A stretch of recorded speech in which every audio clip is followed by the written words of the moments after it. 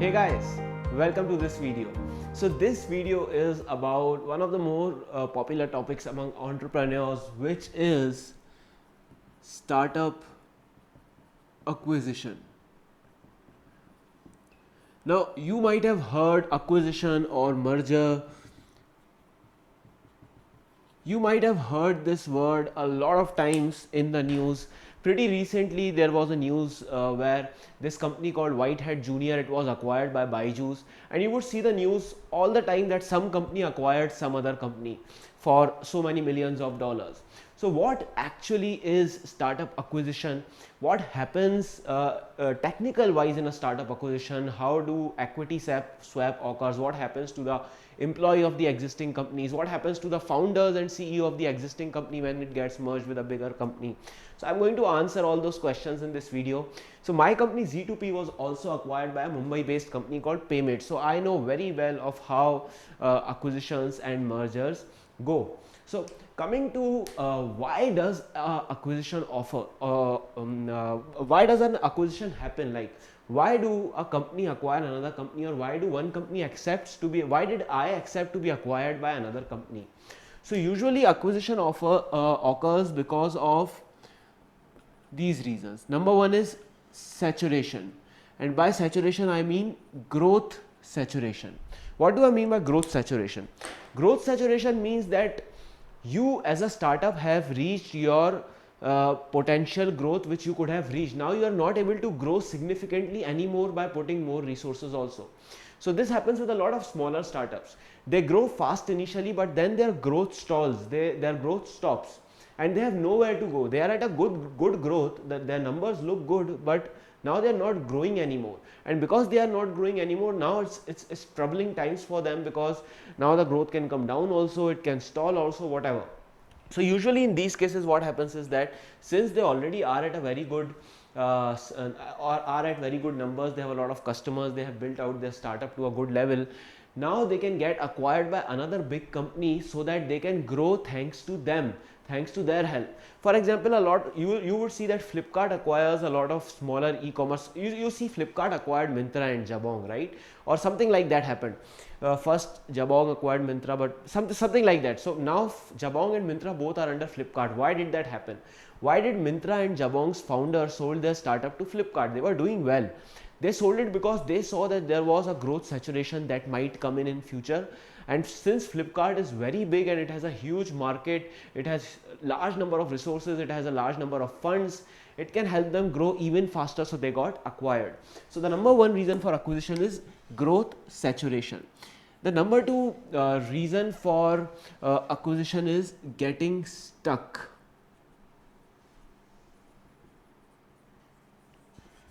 What do I mean by getting stuck? So there are situations when some companies actually get stuck and they cannot move anywhere, like their operations are very close to stopping. This usually happens when, say for example, there is a fintech company and suddenly RBI proposed a license where this fintech company now can have to get that license, otherwise they cannot function. And to get that license, they are not at that scale right now to get that license. So what happens is that they are sort of in a doom. A doom is hanging over their head that their company's operations can stop anytime because they do not have the license. So in that case, what they do is they usually sell themselves to a bigger company that can help them get the license, or that has the license themselves, and then they can function very well within that framework. So this is another reason why acquisition offers, why companies acquire. And then the third reason is higher growth. Higher growth, or I would say slash money also. So sometimes it is possible that your startup is going perfectly fine, there is absolutely no problem in your startup. For example, LinkedIn, for example, WhatsApp. So there was absolutely no problem with LinkedIn, with WhatsApp, or with Instagram also. But still, Microsoft acquired LinkedIn, Facebook acquired Instagram, and Facebook acquired WhatsApp. Why did that happen? That happened purely because of higher growth. So LinkedIn was already growing, it was already a very good growing network, they were earning also, but they saw an opportunity that if Microsoft acquires us, then we can grow even faster. There would be even more money for the employees and the founders and the company altogether. So even when everything is going perfect, and then also there are chances that there is a possibility that if a good offer comes down the way, then this acquisition might happen. And usually the best deal is given in these circumstances. Why? Because your company is already doing well. In these two cases, your company is actually not doing well. One, your growth is saturated. Here you are stuck. So whatever you are getting acquired for, the offer will be less. But here the offer will be more, because you are already a growing company. LinkedIn got acquired for $1 billion, I guess, if I'm not wrong, 1 or 10, something like that. So such type of acquisitions are usually high transaction acquisitions, high value transaction acquisitions. Now, what actually happens in a acquisition? How does an acquisition offer happen? I don't know why I'm getting confused between occur and offer. So I'm interchanging those words. Pardon me if I do it more today. So say this is a startup. This is a startup and this is a big company who will acquire this startup. Okay. Now the startup's value is 1 crore. Okay.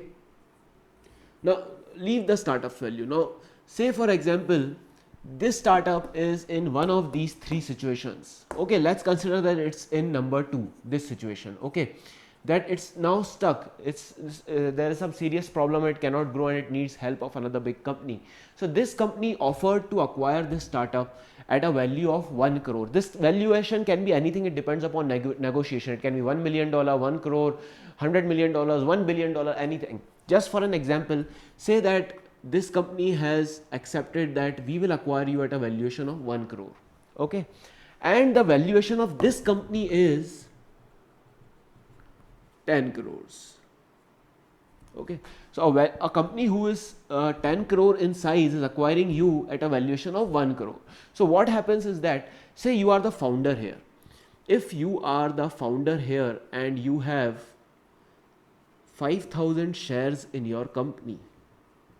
So now what happens when this company acquires this company, what happens is that these 5,000 shares that you had in your startup, they will get transferred to the shares of this company. Now the shares of this company are 10 times higher in value, right? For example, here 5,000 shares are worth 1 crore, but here you will have shares which are worth equivalent to this valuation, right? So here, if consider the share value is same for all, so here you will have 1/10 of the shares. Here you will have 500 shares in this company. The value of the share is same. The value of the share is 1 crore here and 1 crore here also. But since the company's valuation is different, that's why lower shares are allotted. I have assumed that both the shares have equal values in both the companies.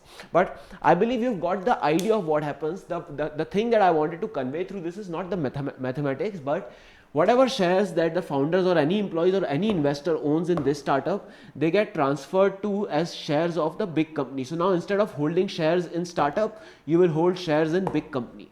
For example, if my company today gets acquired by Microsoft, tomorrow I'll be a shareholder in Microsoft. I won't be a shareholder in my company anymore. I'll become a shareholder in Microsoft. So if Microsoft grows, my share value will also grow, right? So this is what happens in an acquisition. Now comes the key question of, there are more points, right? Let me just see. Now I have told you these reasons are for a startup to getting acquired. Now why does a big company acquire a startup? They usually acquire any other company or a startup when they see that this new startup, if it comes into us, it can help us grow faster. It can be either because that this startup has a great team and this team will join this company that will help them. Either this startup has a great user base, large number of users. Now this company's user base will come to this company. For example, when Facebook acquired Instagram, all the users of Instagram are now users of Facebook, right? So this was a big advantage for Facebook. So always, usually most of the time, big companies are always at a profit when they acquire only when they see that there will be a profit in this acquisition. That's the only time when acquisition occurs. So what happens to the employees and the founders of the company? For example, now this startup had a founder. Now when this startup get acquired, you won't be a founder anymore, because now you are an employee of this big company. So what's your position? What will be your position? The answer is that it is not fixed. What your position is will be not fixed here. You can also become the CEO of this company, you can also become a developer in this company, or you can become anything which this company thinks that you are suitable for.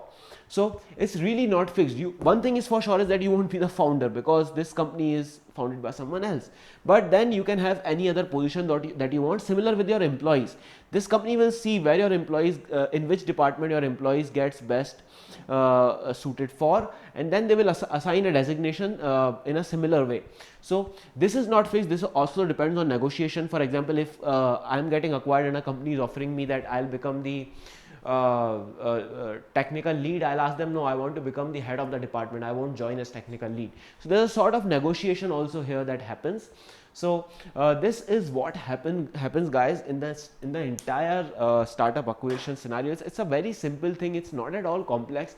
I don't know, a lot of people make it complex on the internet, but it's actually very simple. Your company, someone else takes in your company and your employees. Now this company can also decide to not take your employees, but only buy the company. For example, if this company does not need the employees that you had, it can fire those employees also, or it can fire the founder also. Depends completely on this company and depends on the negotiation. So of course, when it fires the employees and founders, they have to compensate for it, right? And also the acquisition deals happens in two ways: equity or equity plus cash, or all cash also. Three ways actually. So right now I told you about equity, that your equity means shares, that your shares get transferred to the new company. Okay, now it can happen in cash also. For example, half of your shares, for example, you initially your startup was valued as at 1 crore and you own 100% of the startup. So what this company will do is, it won't give you 1 crore worth of shares in its company. It will give you 0.5 crore worth of shares and 0.5 crores in cash. So 0.5 crores in cash and in equity and 0.5 crore in cash. Or what it can also do is that instead of giving you shares, it can give you the entire 1 crore in cash. Depends on the negotiation, depends on the type of deal, and depends on a lot of other things, but these are typically the ways. The most usually the way is, for small companies this happens. For small companies this happens. For medium sized companies usually this happens. And as the company becomes more so this is for medium to large scale size companies. Now does not mean that it only happens for these. This can also happen for medium and large scale companies, but usually this is the structure, that when a small company is being acquired, it's granted equity in the new company. If a medium company is acquired, it's an equity plus cash deal, and if a big company is acquired, it can be a whole cash deal also. Alright, so guys, this is how acquisition offers. I hope you are very clear about startup acquisition now. Anything else which I remember? Just let me check if I have forgotten anything. Team, founder, yeah. So I have almost covered everything. Anything else that I remember, I'll make a video on it again. You are most free to ask questions on the platform, and I hope you guys have liked this video and have cleared all the all the doubts and queries about startup acquisition and merger. I'll see you guys in the next video. Thank you.